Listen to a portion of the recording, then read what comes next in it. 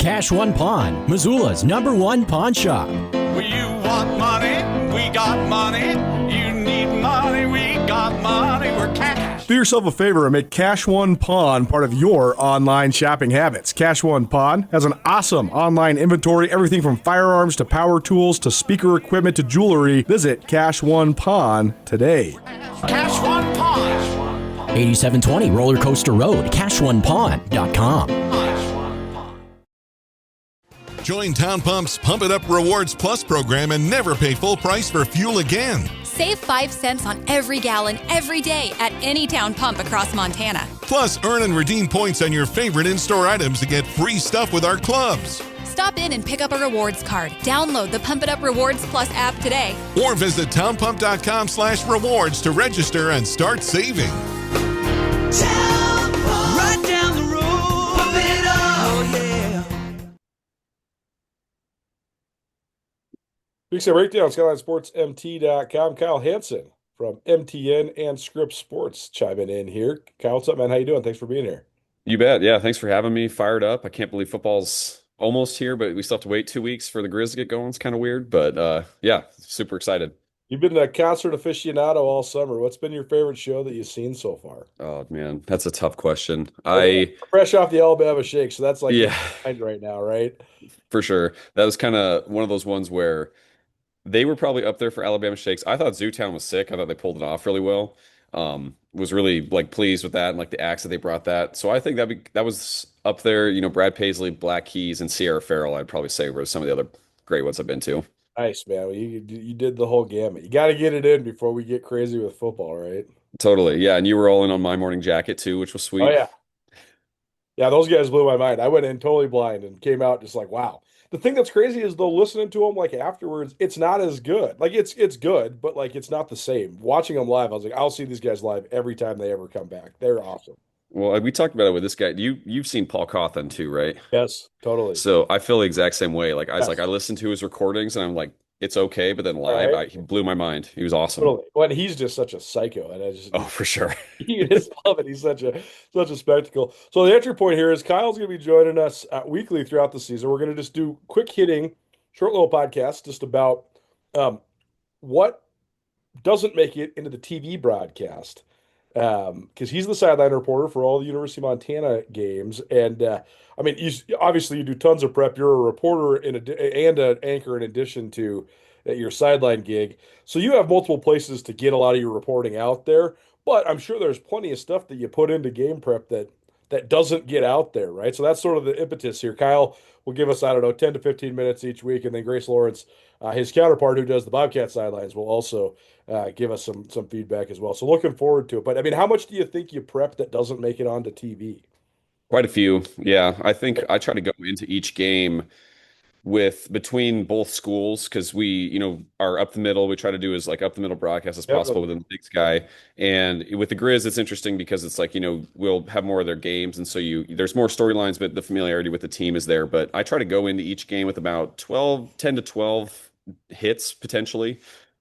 I think like I was breaking it down actually in my head the other day where I think like I am like quote unquote guaranteed 4 hits a game, which is the open, the halftime interview, the report coming into the third quarter, and then the post game interview. And so everything else is kind of like ancillary, whether it be like a fun fact, whether it be like a feature, something that we want to highlight within either school. And so I try from like a goal perspective to have like 10 to 12. But sometimes, we work with these SIDs at different schools and I'll reach out and say, hey, give us something, within athletics or even with the university at large. I remember last year, like Northern Colorado gave us this huge thing. They put in like 250 million into their medical school, and like they're just growing so much like academically, and it's like you just would never know, right?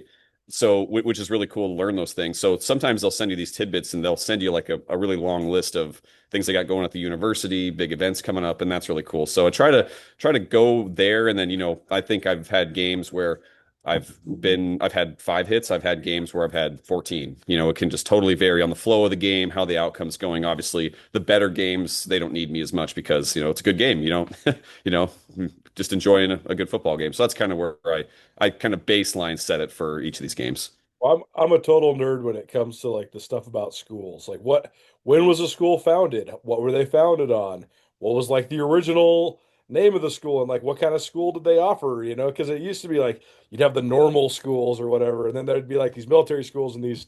It's only recently that we've had tech and STEM schools and all this stuff, and I just think that sort of stuff is really fascinating. I also think it's important because I mean that's at the end of the day we're reporting for our constituents here, our viewers, and they're all paying taxes, and most of these schools are recovering our state universities, so they're getting funding from the state, subsidization. So I find that kind of stuff fascinating. Is there any fun facts from last year that you remember that come to the top of your mind that didn't make it into broadcasts?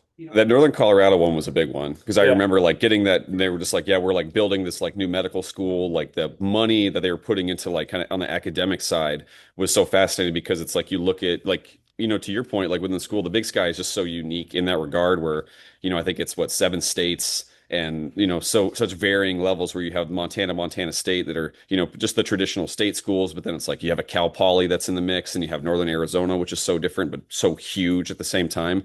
I would say those ones. I'm trying to remember. I just had we had Dylan Botner's story kind of in the background last year about the whole raising kangaroos up in Whitefish. You know what I mean? Which is so random. I know, right?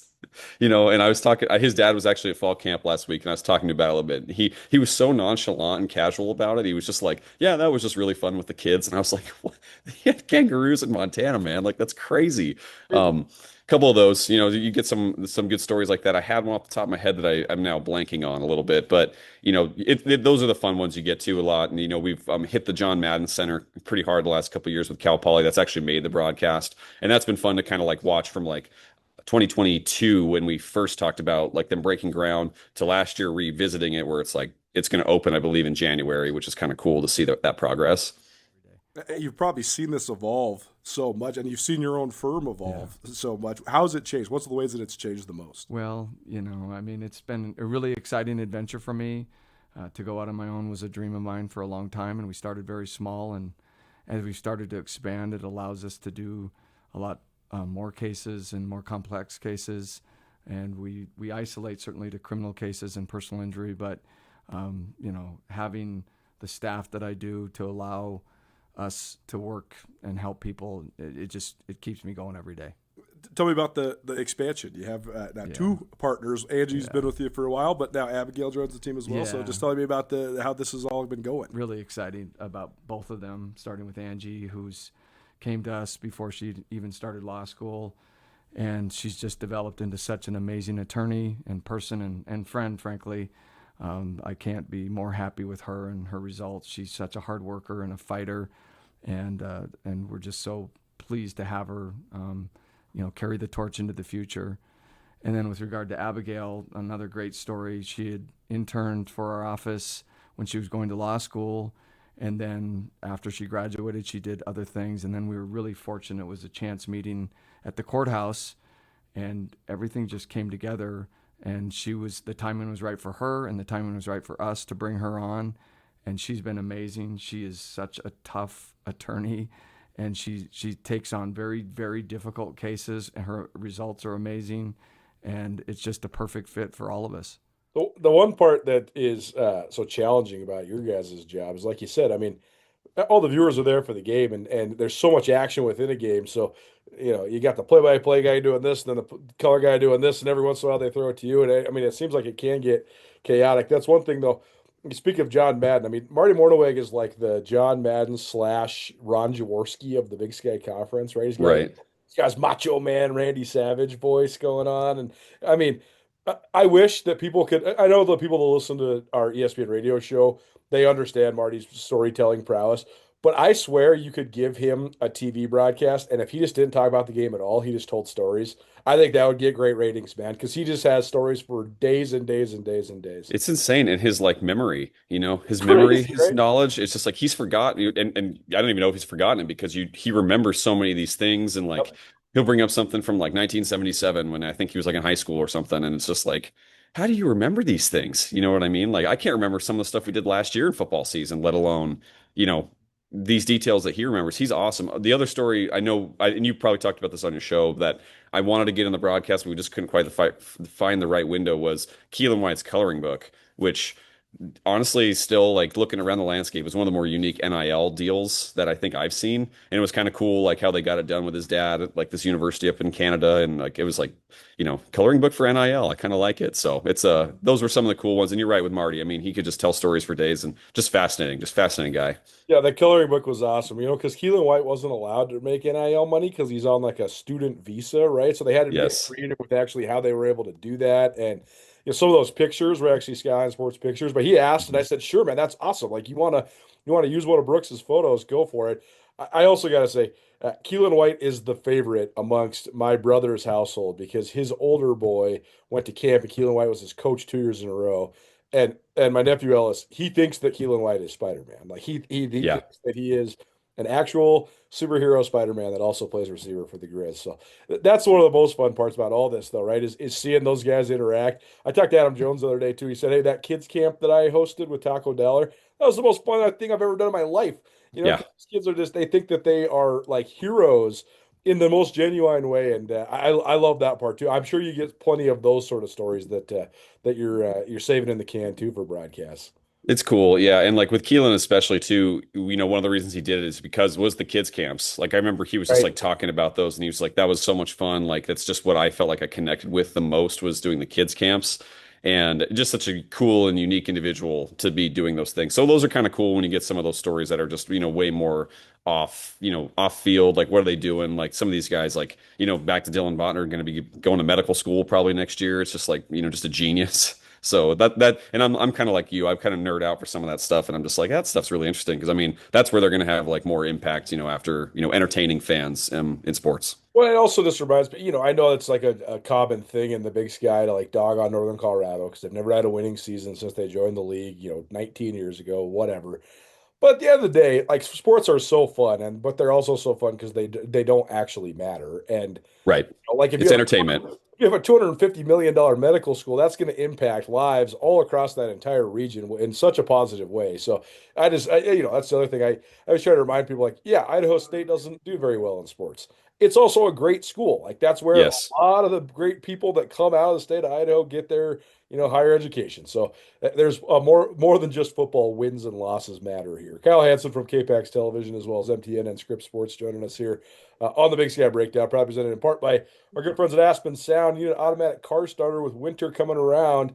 They can get you in. You got to get on the schedule. Go visit them there on Broadway or visit them at aspensound.com to book your appointment for an automatic car starter. All right, so we'll have more sort of notebook dumps once you actually have fresh notebooks to dump. But your impressions on this off season for the Griz, like what did you think was the number one narrative for the Griz coming off of last year?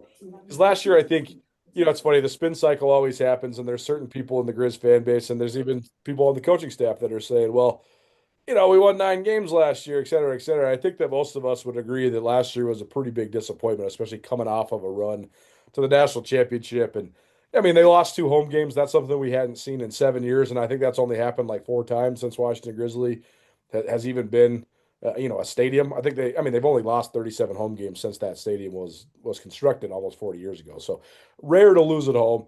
That's all to say that this has been a fascinating offseason. We've had so much news to cover across the board for the Griz. What do you think of just sort of the offseason narrative coming into this year? I think the biggest thing was quarterback, and it feels like it's that just every single year, right? Like, because I mean, I've been covering this team now in full. This will be my 5th year, and every year it's been a new quarterback. Every year it's been a quarterback battle, and so you just don't know because there isn't that consistency. And it's funny because the year they went to the national championship, like Cliff was option 2, 3. I mean, he was in the mix, obviously, but it was all Vidlac at the time. And it's just quarterback because it was just the instability at that position last year was what, in my opinion, kind of spurred some of the issues that they went on to have. Because, we talked about this.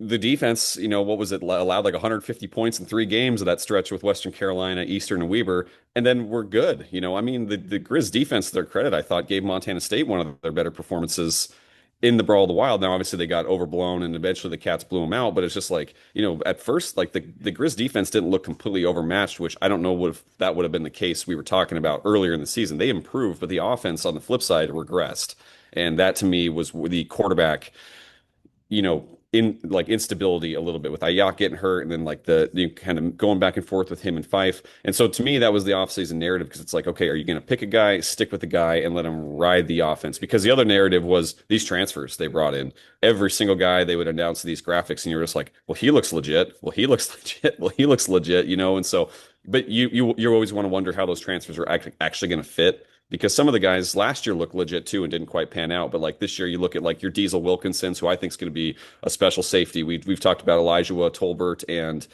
Solomon Tuliupupu and Peyton Wing at linebacker. I mean, all three of those guys look legit. Titus Rohr, the tight end. These guys are like, they look like legit football players. Now, how will they assimilate? And so far through camp, I think they've looked really good. Yeah, it is. I think there is some skepticism about the transfer class because last year so many of the transfers did not sort of live up to the billing. I mean, I think they brought in all these guys and who was a dominant player? I mean, really nobody that was a transfer, right? Like all their all-league guys were guys that have been around the program for a while. So then it sort of beckons two questions, right? One, what were the circumstances that caused you to miss on these guys? I think part of it was because they had such a shorter transfer portal window, which is ironic because they went to the national championship, but that shortens your portal window. But then it also raises the question of like, why wasn't there more guys ready from a developmental standpoint within the program? But they have this massive like missing class that then got accentuated by a whole bunch of guys that could have been super seniors this year that walked away. So I do think that part of the transfer reliance is circumstantial. Part of it's a necessity. I mean, when you graduate 26 or 27 seniors, and then you have another 12 guys that could have been seniors that walk out the door, that's a lot of guys. And you can't replace them all with freshmen because there's just no time for a rebuild when you're at a school like Montana, and when you're at the point of your career, not like Bobby Hauck. That said, I agree with you, but what do you think that makes these transfers look different to you? Why do you have more confidence in these guys being able to make an impact?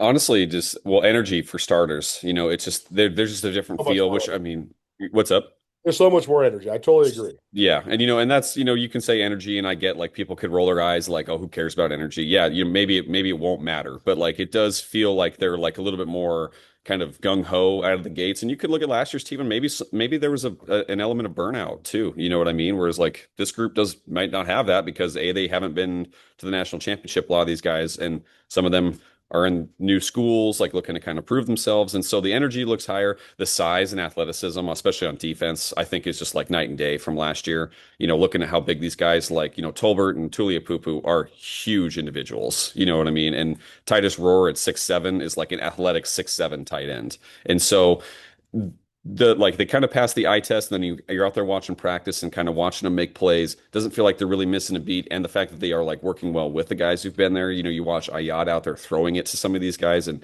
they already seem to be clicking a little bit. You look at some of the young guys also getting in the mix, and defensively, just kind of already those guys kind of being slotted where they're probably going to be on the 2 deep. You just that gives you some confidence that they're going to be the real deal and ready to go, and probably be stoked because Tolbert's coming in as an FCS All-American as well, but he has never played at a place like Washington Grizzlies Stadium, right? And never going to see some of these rivalry games, where I think he's going to be, pretty fired up to be part of that. And Peyton Wing too. I mean, he's probably more familiar with it than anybody, where he's like, it's going to be a little bit different than Portland State. So they're just passing the eye test so far. And then, I think if you care, because you can't teach people to care pretty much, that could be honestly the biggest difference maker. Well, and I've only got a chance to go to 3 practices. You've been there almost every single day. One thing that's so instantly noticeable is which groups are messing up and when the coaches are getting on them. And the one thing I would say is that there's been hardly any coaches that have been blowing up on the defensive guys for doing the wrong thing. Like it seems like they're operating at a really high level. The offensive line, different story. I mean, we were there together the other day. I mean, my goodness, Cameron Norcross, I do not want to be on that guy's wrong side. That guy is an intense dude. And getting after the offensive line the other day, which I think is good. That's what they need. But defensively, it doesn't seem like there's a whole bunch of, what the heck are you doing? Which way are you going? Like they seem to be pretty fluid in the mastery of the scheme. And I have thoughts on why that is, but what do you think? I mean, have you seen the same thing? Does it seem like the especially the top 2 tiers are grasping the complexities of the 3-3-5 so far? I do, yeah, and I think there's a good mix of the guys who've also been there that can like help them a little bit, and you have like when you look at this defense, like some of the biggest keys are obviously like dominant nose guard or nose tackle, right? You look at Alex Gubner like being the defensive player in the league a couple years ago, and it's not because of stats, it's just because he's like the guy who's affecting 21 other people on the field, which is crazy when you like look back at just how good he actually was. And to me, like Jared Ramos, I think is kind of fitting into that role where like he knows what he's doing, he looks the part, he has size, he's athletic. And I think the other guys are able to just kind of fall in line with that. And when you have these veteran linebackers, because last year, they had good linebackers, but they weren't deep. And like when was the last time the Grizzlies weren't really deep at linebacker? Right. And that's crazy. And like then you look at them this year, and it feels like a Grizz defense where there's 8 guys who can play. And it's a mix of these like transfer seniors, guys who've been here seniors, and then also these up and comer linebackers who are from the state of Montana that people are really excited about. And so they're just kind of fitting this mold a little bit. And then you get like a guy I just think Diesel Wilkinson's going to be a really special player for the Grizz this year. And when you have like the high energy safety where he's fitting in like a Fouch and a Cotton a couple of years ago, like that's where you kind of need those positions filled. So that's kind of where it feels like to me. I mean, like when you look at him, like, do you see something similar? Like it's just because to me, like I still think corners are a little bit of a question, but like we saw like Keon Loud could be special last year. So, but whereas like a couple of years ago, Corbin Walker and Trevin Gradney were like the perfect corners for this defense. But like, so that position will be interesting. I think that, the narrative coming into fall camp was that they lost 11 defensive linemen, but I think that's a good thing. I'm not trying to dog on those guys or whatever, but like they upgraded at that spot. I also thought one of their missing links last year was, like, to me, one of the big standouts of the spring game 2 years ago was Jared Ramos. And then last fall, he didn't. I don't know what happened in that offseason because they definitely thought they needed another guy. And they went and got Pat Hayden, and he played the bulk of the snaps. And I thought that was disappointing. I thought Ramos should have been the guy, and they didn't need to go get Pat Hayden. But for whatever reason, they thought they needed a stopgap there. Ramos looks like he's back to that guy. I mean, he was committed to Colorado State once upon a time. He's a Mountain West type of talent. People talk about their recruiting has been good, hasn't been not. Guys like that have been great recruits. They just need to get that guy from a great recruit to like a great player, right? And right. Ramos is knocking on the door of that, certainly. But I agree with your assessment. I think in the middle 9, front 7, and then the safeties, I think that they look great. I think they have a lot of talent. I'm still interested in corner 2. I think Loud is really good. I think he's going to have a great year. The rest of them, though, they need somebody else to be. I mean, you need to have 2 great corners to run the system that they run. And I think that Kenzel Lawler, Prince Ford, Justice Preston, Elijah Brady, all those guys are unproven. They're not. None of them are quite there yet. So if one of those or even 2 of those guys can emerge, I think that could certainly help them. It just seems like, though, they just have so much more chemistry as a unit, which is crazy considering how many guys are new to the team. And that's been something they've gone out of their way to talk about. I mean, this is Bobby Hauck's 2025 fall camp. We are talking about how none of these guys are new. We've been around them, and these guys love each other. They love football. They get along. Like this has been the drum he has been pounding since day one. Best buddies for 75 days or something like that. Right. You know what I mean? That's right. but it's interesting because I just look at the linebacker stands out so much, and I completely agree with you on Ramos, but I'm just like last year it was just so weird watching linebacker and to their I guess defense a little bit too is that there were some injuries like we've been kind of waiting for Geno Leonard to be able to get that opportunity, and when he's been hurt it's been a bummer to see because great guy and obviously a local kid, but you want to see him get that opportunity now, and we saw it towards the end of last year once he was healthy. He was making plays. And he was making plays in the Cat Grizz game. He was making plays at South Dakota State, and you're like, okay, this is what we've been waiting for, and it's cool for the opportunity, but that's what they were missing, right? Was rotational guys making an impact at linebacker. Like that just feels like the heart along with that nose tackle. Being in this industry since I was in college, one of the things I think we take the most pride in is Aspen Sound's been such a presence in Missoula for almost 40 years. The cool parts about our job is people always ask me, what do you do for a living? I solve fun. Whether it's as simple as window tint all the way up to integrating a backup camera into a factory screen. We're pretty excited about the options we can present.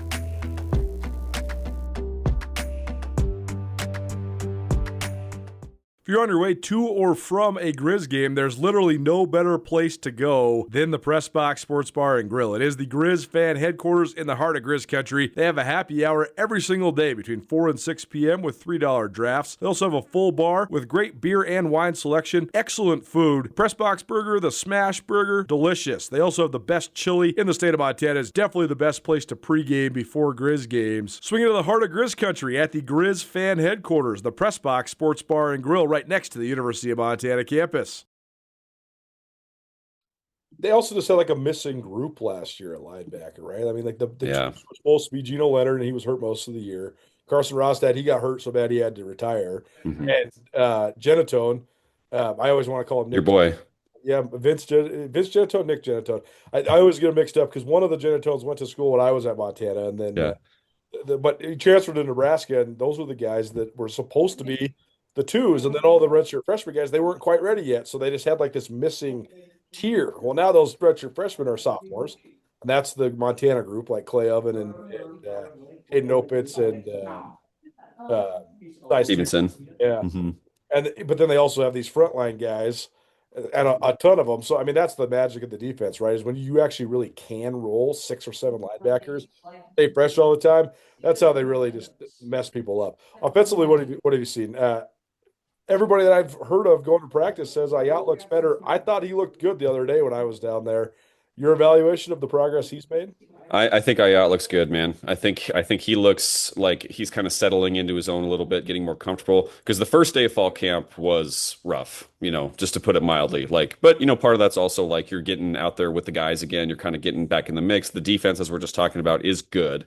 So you're going up against a good defense. And then, I think it was like day 4 of camp. I mean, I remember out there and I was out there with Frank Agola and we were watching and I showed up like right as they were starting one of these 11-on-11 periods. I was there for about an hour. Very first play of 11-on-11, Ayat got, sacked, quote unquote, like to the extent that they get sacked. And then after that, didn't throw a single incomplete pass. Every single thing was on the spot. He threw this gorgeous right corner of the end zone to Brooks Davis, and Brooks Davis like NFL toe tapped it in to make the catch. But it was the only spot he could catch. He threw this a pass to Titus Rohr, who only the 6'7" tight end is going to catch it. It was just everything was just on the money. It was sharp. He looked comfortable, and it just looked so much more fluid. You know what I mean? And so I've really been impressed by Ayat. I've been impressed by Luke Flowers too. He's been kind of like one of the unsung stories of camp because I think he might be sliding into that number 2 spot at quarterback because he improved, right? His redshirt year, he got better. He was a 3-star kid coming out of Rigby, Idaho. Like he looks like a guy who could be like maybe next in line. And watching the two of them work's been good. I think running back, they're going to be really special. Offensive line is going to be an interesting thing on that side. Like I think that's going to be the corners of that side. It's just like how is this offensive line going to assimilate? There is experience there, but Dylan Botner's playing center for the first time, and the left side of the line is very experienced with Panfloff and Brown, but the right side with Pat Matan coming in with Everett Johnson, a little new. So how's it going to work? But I think when you have special running backs, I think they're going to ease a lot of that pain. And then, the young receivers, I think, look like they're going to be legit, but then come game time, how are they going to, react once, they come in for like Michael Wortham, Drew Deck, and Blake Bohannon, who from Kennesaw, who also looks good. So I like what I'm seeing on offense. They just, for some reason, it feels like they're going to have to take a couple games to get used to it. Whereas the defense, I feel like, is going to come out hot pretty much out of the gates. Cal Hansen, K-Pax Television, joining us here on the Big Sky Breakdown, probably presented in part by Jewelry Design Center. Jewelry Design Center, the presenting sponsor of this upcoming event, A Decade of Dominance, celebrating the entire Don Reed era at the University of Montana. They're having a banquet on September 12th. That's the evening before Montana hosts North Dakota. It's also the 30th anniversary of the 1995 National Championship team. So Jewelry Design Center is sort of leading the charge to get this former Griz Players Association off the ground in this cool event, this banquet. So Jewelry Design Center doing great work when it comes to remembering the history of the Griz. Jewelry Design Center located across from the Montana Club on Brooks. They want to be your jeweler for life. All right, so we always play this fun media game during fall camp. Who's going to be the breakout star of the upcoming season? I pinned Aaron Fonts 2 years in a row, and he certainly was good, but he never was the guy that I thought he could be. Because he was like the offseason dominator for like a couple years there. Last year, who's my boy? You guys say number 7. I've been saying Malai Fonoti forever, but it's Fonoti. Fonoti. Okay, sorry Malai for mispronouncing your name. Kyle's got it on lock. Fonoti. He was my guy last year, and he only had a little bit of opportunity, but I mean, he looked great. Oh, he looks awesome. He looks awesome. Who is your breakout guy, though, coming into this year? Man, that is a great question because I haven't actually thought about that quite yet. I think, kind of gun to my head, I honestly kind of think it might be Ayat on the offensive side. Yeah, that's a good I, I just we like I know when we look at these, we sometimes don't think about the quarterback, but I'm just like I think he looks good. I think you just give him the keys, let him run. There will be mistakes, but let him work through it, let him develop. And I think by the end of the season, he could be a pretty special player. Like even when he was a true freshman and came in a couple of games, like you'd watch him throw, man. And I was like, it's a little different. You know what I mean? It's a little different. Some of these other guys, like he's got some zip on it. I think once he gets comfortable, he can like shake it up. He can, spread it out. Like that's, gun to my head, I would lean him or Malai because I think Malai is going to be. I think him and Gilman could be a special duo. Defensively, as far as a breakout, I keep coming back to Diesel Wilkinson, and obviously this is his first year here coming from Idaho, but haven't played as a true freshman at Idaho enough so that he doesn't have, because we see guys play and they keep their red shirts, but he played and doesn't keep his red shirt, because they needed him and all that good stuff. But I think he could be that guy. And I just, I think he could be kind of like that energy guy too, that these guys are going to need. So that's who I would probably gun in my head pick. How about you? I'm gonna give you three on offense and one on defense. Okay. My defensive guy is Jake Mason because I think that him switching from the inside to the defensive end spot, to me, if I'm going to run an odd man front, I want my defensive ends to be big. Like they have favored guys that are athletic but also very slight. I mean, Hayden Harris he's a specimen, but he was still only not even 250 pounds, right? And they've had guys like Joe Babros and Justin Belknap. These guys they look like linebackers, not like defensive ends. Mason's 265. He might even be 270. He is a big boy. And so I think that I don't know if he's going to get any statistical production because that spot is basically just like a headbanger. They just got to wreck the interior of the defensive line and let the linebackers go crazy. But I think having more mass helps you. On offense, you mentioned Brooks Davis. I think those of us that have been covering this thing since spring, we've already anointed him as a guy that has already broken out because he freaked out in the spring game. But for the average Griz fan, I don't know if they know about this guy yet. He has a chance to be really good, I think.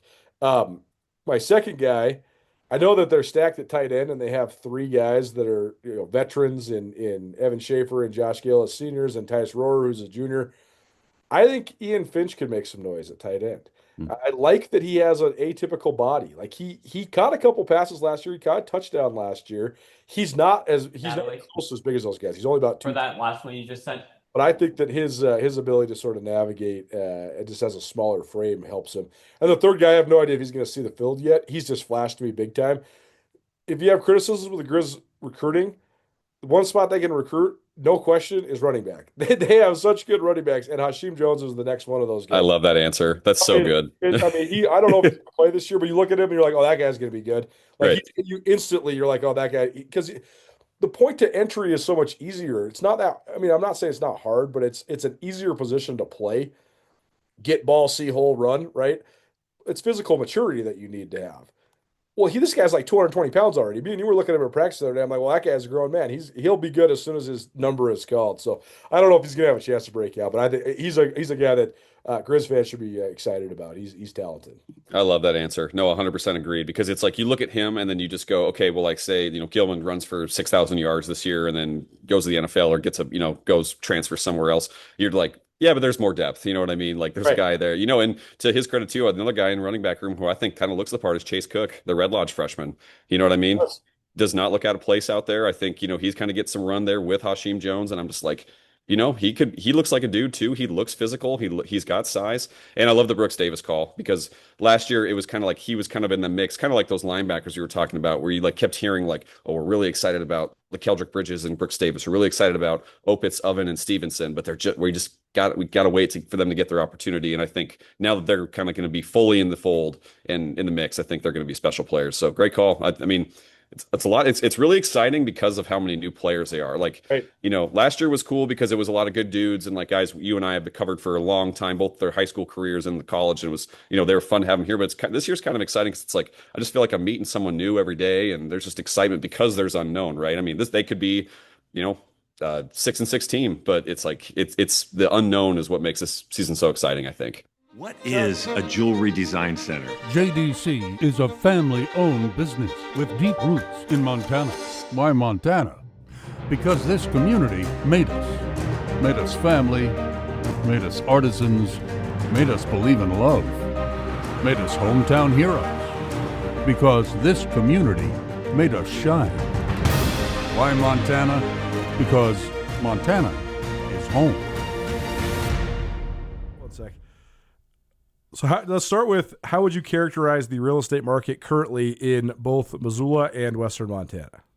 Well, currently in Missoula, we've seen a rise in inventory and buyer activity slow down a little bit. So it's turning more into a buyer's market, more than I've probably ever seen in the last 10 years or so. So what does that mean, a buyer's market? How would you define that? A buyer's market is really just means that there's more homes for sale than there are buyer demand. So buyers have choices, especially in negotiations. And that means less leverage for somebody that's selling their house, more leverage for somebody that's tried to buy a house, correct? Correct. More leverage for buyers. Okay, so if you are a buyer and you hire you as your realtor, how do you go about then sort of taking advantage of that said advantage?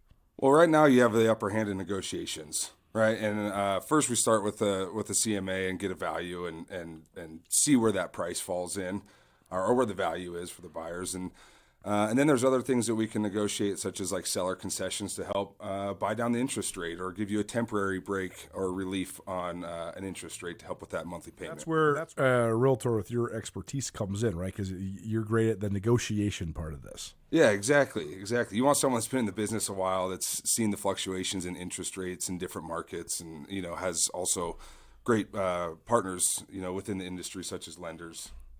What other things do you talk about in this current real estate market, just within the industry? Well, a big thing I think that's misunderstood is inspections. A lot of people think inspections are just pass fail. Sure. Really, an inspection just gives you a full picture of everything that's going on with the components of the house. From that, the buyers can decide to negotiate, whether that's negotiate price, negotiate seller concessions for closing costs and interest rate buy downs, negotiate repairs, or simply just walk away from the deal.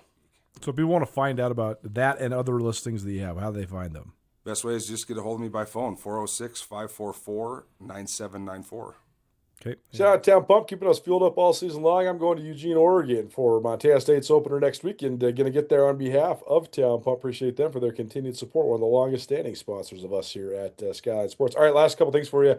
You were in Spokane for the Big Sky kickoff, and you got the chance to interview everybody, all the coaches, all the players, all that. Is there anything that really stood out to you just in terms of the tone and the tenor? Any program that projected maybe confidence or that impressed you with the sort of their mentality at that thing, and also just coming into this season? You're going to love this answer. Yeah, your boy, Tim Plow.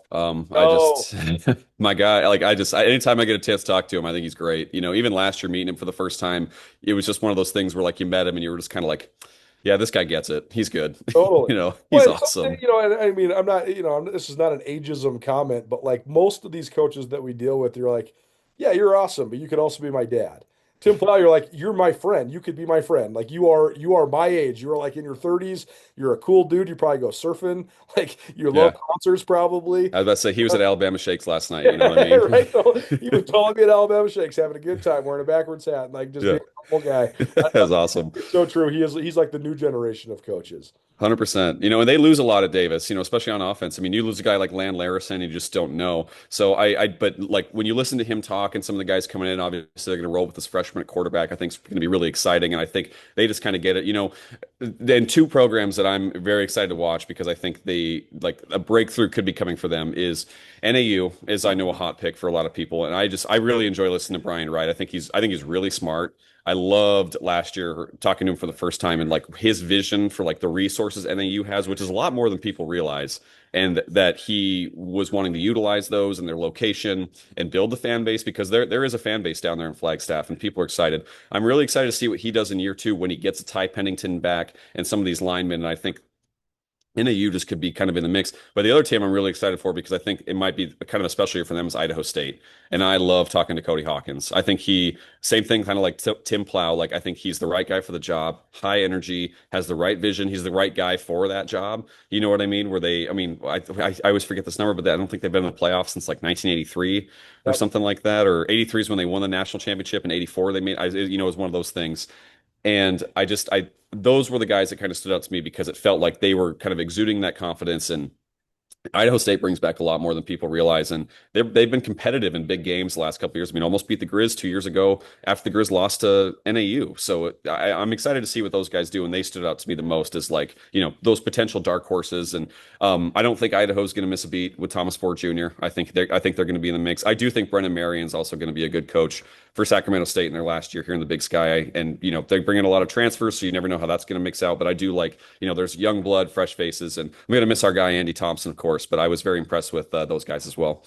I mean, young offensive-oriented coaches that prioritize the quarterback. I mean, that's sort of the new wave here in the Big Sky. It was like this wave of, Bobby Houck, Jeff Choate, Brett Vegan, old school, run the ball, knock you off the ball, dominate the line of scrimmage. And now I think the pendulum swung a little bit, and schools are saying, okay, do you have a sweet offense? Can you develop a quarterback? All that stuff. I love talking to Hawkins too, man. It's like dizzying how much he says.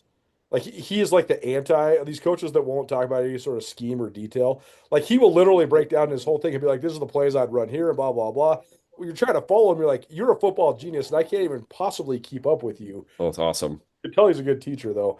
He's certainly fun to watch. Okay, last thing for you. Weird for you not having a game opening week. It's week 0 this week. It's week 1 next week. But you're not on the sidelines till week 2. So is that weird? And what do you think of the Griz schedule? I think the Griz schedule is, in my opinion, it's the second biggest storyline of the season behind quarterback. How does quarterback shake out? Because, like, what a gauntlet. I mean, it was my junior or senior year at the University of Arizona where Arizona had something similar, where they played, I believe, 1 game, had a bye, and then they had to play 10 straight games, and it was brutal. You know what I mean? Like, this is no breaks. You're doing different times. In the mix of this schedule as well is a Friday night game against Sacramento State under the lights.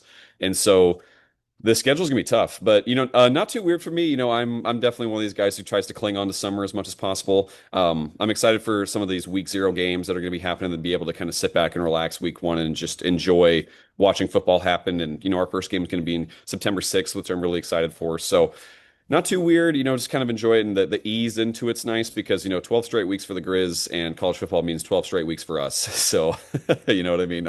Everybody's talking about their bye week. What about my bye week? I don't get any more. Buckle up, baby. Yeah, exactly. Enjoy Labor Day weekend next week. That's all I got to say. Yeah, I mean, you excited for Oregon? That's going to be awesome getting over Eugene. Well, I'm mostly excited because I'm going to Dave Matthews at the Gorge the night before. Oh, attaboy. Hey, got to do it, man. Every time there's a Pac-12, I guess now RIP, Big Ten game on the West Coast on Labor Day weekend, I'm hitting the Labor Day on Friday night for sure. So love it. Well, thanks for being here, man. We'll do this throughout the season, but we appreciate the insight here today. Thanks so much. Always. Thank you for having me. Meeting her stopped your world. The ring you give her should stop her heart. Tina, will you marry me? Not again! Don't worry, I'm gonna fix this. Because we want to be your jeweler on our beautiful diamond! Clear! Come back to me, Tina! Are you okay?